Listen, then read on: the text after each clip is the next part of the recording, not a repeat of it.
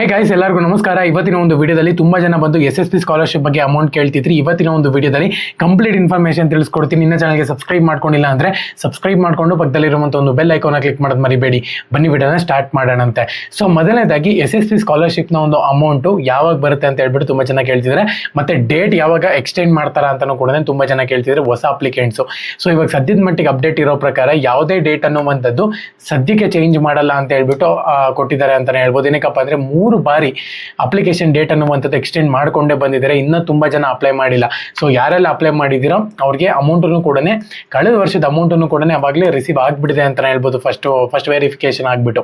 So ಹಂಗಾಗಿ ಇವಾಗ ಯಾರೆಲ್ಲ ಅಪ್ಲೈ ಮಾಡಿದಿರೋ ಸೊ ಅವ್ರಿಗೆಲ್ಲರಿಗೂ ಕೂಡ ಕಂಗ್ರ್ಯಾಚುಲೇಷನ್. ಏನಕ್ಕಪ್ಪ ಅಂದ್ರೆ ಇವಾಗ ನೀವು ಅಪ್ಲೈ ಮಾಡಬೇಕು ಅಂದ್ರೂ ಕೂಡ ಅಪ್ಲಿಕೇಶನ್ ಓಪನ್ ಇಲ್ಲ. ಆಕ್ಚುಲಿ 1 ಮಂತ್ ಆಯ್ತು ಕ್ಲೋಸ್ ಆಗಿ. ಸೊ ಹಂಗಾಗಿ ನಾನು ಹೇಳುವಂಥದ್ದು, ನಾನು ಹೇಳೋ ಟೈಮ್ನಲ್ಲಿ ಕರೆಕ್ಟಾಗಿ ನೀವು ಅಪ್ಲೈ ಮಾಡಿದ್ರೆ ಇವಾಗ ಅಮೌಂಟನ್ನು ಕೂಡ ನಾರ್ಮಲ್ ಆಗಿ ಎಲ್ಲರಿಗೂ ಕೂಡ ರಿಸೀವ್ ಆಗೋ ಟೈಮ್ನಲ್ಲಿ ರಿಸೀವ್ ಆಗಿಬಿಡೋದು.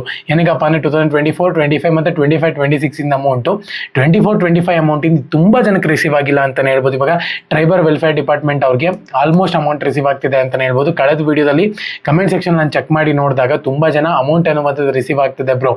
2ನೇ ವೆರಿಫಿಕೇಶನ್ ಆಗಿದೆ, 2ನೇ ಲೆವೆಲ್ನ ಒಂದು ವೆರಿಫಿಕೇಶನ್, 3rd ಲೆವೆಲ್ನ ಒಂದು ವೆರಿಫಿಕೇಶನ್ ಆಗಿ ಅಮೌಂಟನ್ನು ಕೂಡ ರಿಸೀವ್ ಆಗ್ತಿದೆ ಅಂತ ಹೇಳ್ತಿದ್ದಾರೆ. OBC ಕ್ಯಾಂಡಿಡೇಟ್ಸ್ಗೆ ಮೇನ್ ಆಗಿ ಅಮೌಂಟ್ ಅನ್ನುವಂಥದ್ದು ರಿಸೀವ್ ಆಗ್ತಿದೆ ಅಂತಲೇ ಹೇಳ್ಬೋದು. ಸೊ ನೀವು ಕೂಡ ಅಪ್ಲಿಕೇಶನ್ ಚೆಕ್ ಮಾಡ್ಕೊಳ್ಳಿ.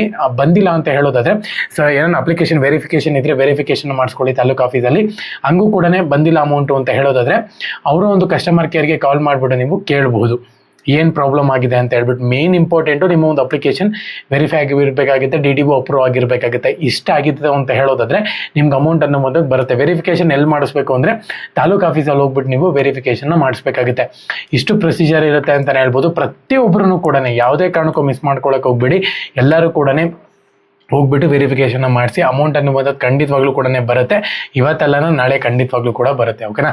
ಎಲ್ಲರಿಗೂ ಕೂಡ ಆಲ್ ದ ಬೆಸ್ಟ್. ಜೈ ಹಿಂದ್, ಒಂದೇ ಮಾತರಂ.